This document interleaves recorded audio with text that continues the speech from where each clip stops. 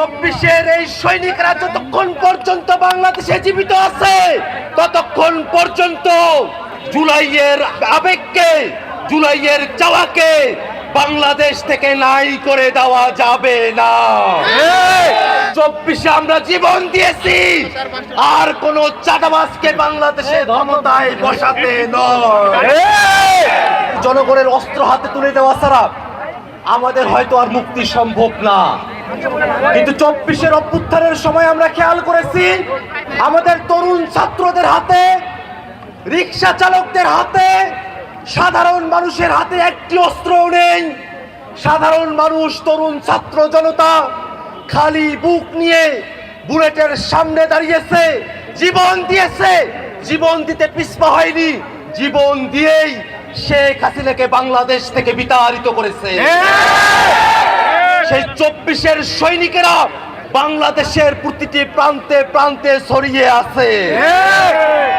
24-এর এই সৈনিকরা যতক্ষণ পর্যন্ত বাংলাদেশে জীবিত আছে ততক্ষণ পর্যন্ত জুলাইয়ের আবেগকে, জুলাইয়ের চাওয়াকে বাংলাদেশ থেকে নাই করে দেওয়া যাবে না।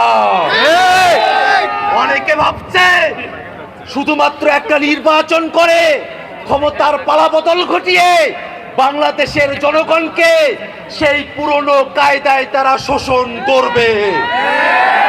কিন্তু 24-এর জনগণ জানান দিতে চাই, 24-এ আমরা জীবন দিয়েছি, আর কোন চাঁদাবাজকে বাংলাদেশে ক্ষমতায় বসাতে নয়, আর কোন শোষণকারীকে বাংলাদেশে ক্ষমতায় বসাতে নয়, আর কোন জুলুমবাজকে বাংলাদেশে ক্ষমতায় বসাতে নয়।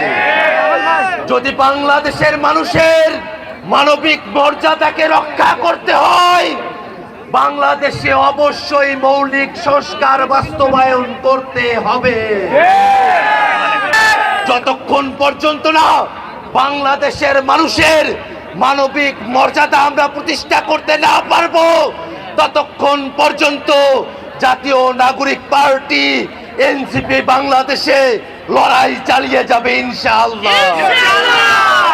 যে সংবিধান বাংলাদেশের মানুষকে হাসিনার মতো ফেসিবাদ থেকে রক্ষা করতে পারেনি, যেই সংবিধান বাংলাদেশের মানুষের জীবনের অধিকার রক্ষা করতে পারেনি, বাংলাদেশের মানুষ সেই সংবিধান পাল্টে নতুন গণতান্ত্রিক সংবিধান প্রতিষ্ঠা করতে চায়।